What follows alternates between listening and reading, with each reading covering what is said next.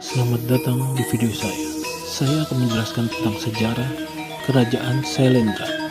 Kerajaan Sailendra adalah nama wangsa atau dinasti yang berkuasa di Jawa Tengah pada abad ke-8 hingga ke-10 Masehi. Mereka dikenal sebagai penganut dan pelindung agama Buddha Mahayana, serta membangun candi-candi megah seperti Borobudur, Candi Sewu, dan Candi Plausan.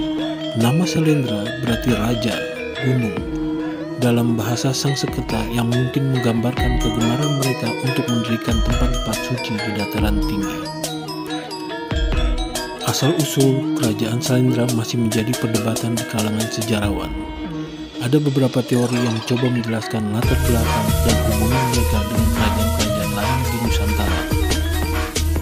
Yang paling terkenal adalah Raja Banu. Dia hidup 752 sampai 775 Masehi. Dia adalah pendiri wangsa Sailendra yang dikenal sebagai raja yang taat beragama Buddha. Dia memerintahkan pembangunan Candi Kalasan untuk menghormati Dewi Tara, seorang bodhisattva wanita dalam agama Buddha Mahayana. Yang kedua adalah Raja Samaratungga. Dia berkuasa pada tahun 812 sampai 833. Ia adalah raja yang memimpin pembangunan Candi Borobudur, salah satu monumen Buddha terbesar di dunia. Candi ini dibangun dengan gaya arsitektur Jawa kuno. Yang ketiga adalah Ratu Pramudawardhani, berkuasa 833 sampai 885 Masehi. Ia adalah putri Raja Samaratungga dan menikah dengan Rakai Pikatan, seorang raja Hindu dari wangsa Sanjaya. Ia meneruskan tradisi ayahnya dalam membangun candi-candi Buddha seperti Candi Sewu dan Candi Plausan. Yang terakhir adalah Raja Balaputradewa, berkuasa 856 sampai 860 Masehi. Ia adalah putra Ratu Pramudawardhani dan merupakan raja terakhir wangsa Sailendra di Jawa Tengah. Ia mencoba merebut kembali tahta dari Rakai Pikatan tetapi gagal. Ia kemudian melarikan diri ke Sumatera dan menjadi Raja Sriwijaya.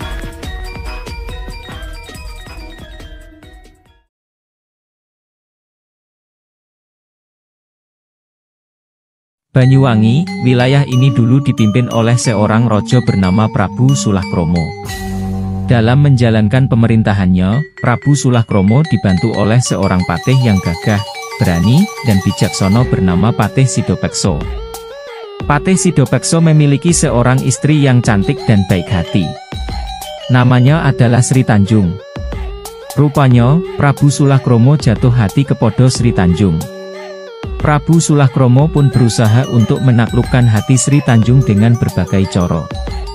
Suatu hari, Prabu Sulakromo memerintah Patih Sidopekso untuk menjalankan sebuah tugas.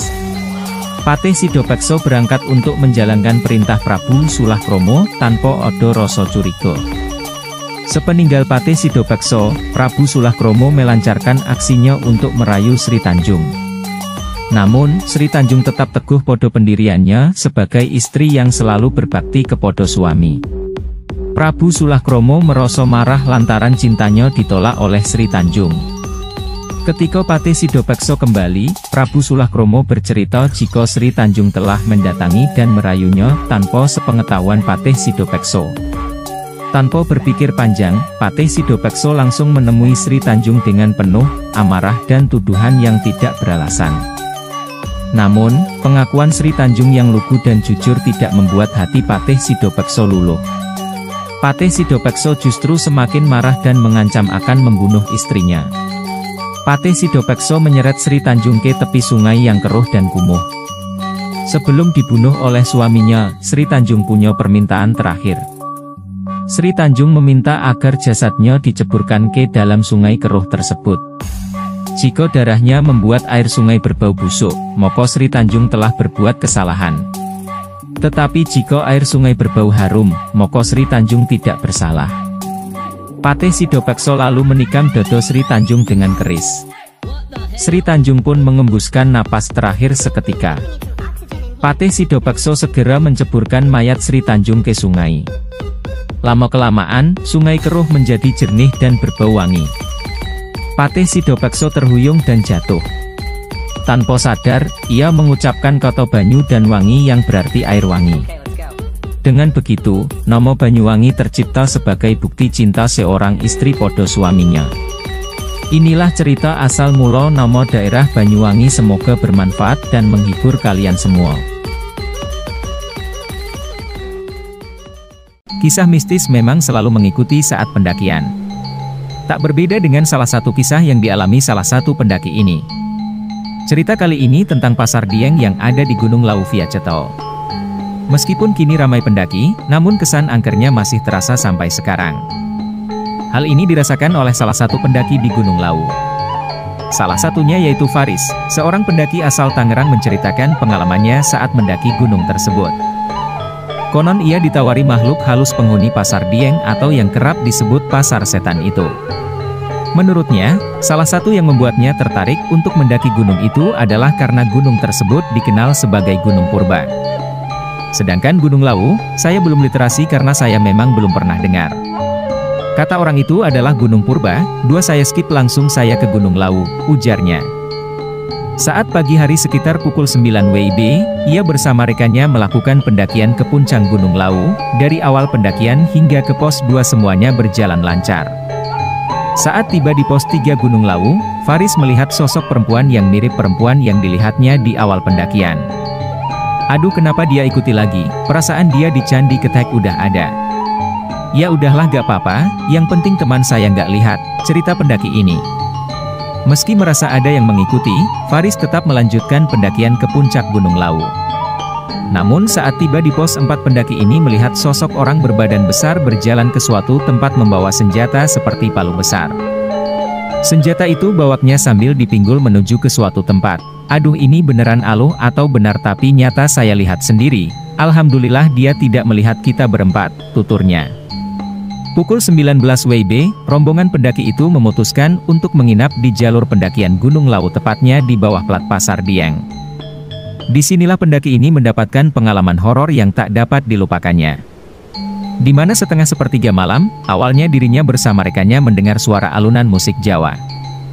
Suaranya enak didengar tapi bisa merusak spirit, di mana makhluk gaib ini mulai beraktivitas sekitar jam 11 malam hingga jam 3 pagi, ujarnya. Saat hendak buang air kecil, pendaki memberitahukan temannya jika ingin membuang air kecil. Saat membuka tenda dirinya dikejutkan dengan situasi yang awalnya malam berubah 180 derajat menjadi terang. Nah, itu di luar logika saya, yang seharusnya malam ya tetap malam tapi ini siang tiba-tiba, ujarnya. Tak hanya mengalami kejadian aneh itu saja, saat pendakian ini melihat ke depan sekitar 10 meter dari lokasi dirinya, pendaki ini melihat pasar yang ramai seperti pasar tradisional umumnya. Melihat hal yang aneh tersebut, pendaki ini bergegas untuk kembali ke tenda.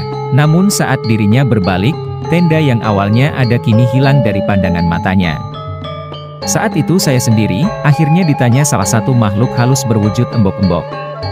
Kenapa kamu ada di sini? Ini bukan dunia kamu, bagaimana kamu bisa ke sini? Ceritanya. Saat di pasar makhluk halus ini, pendaki ini dikejutkan dengan barang dagangan yang dijual makhluk halus ini.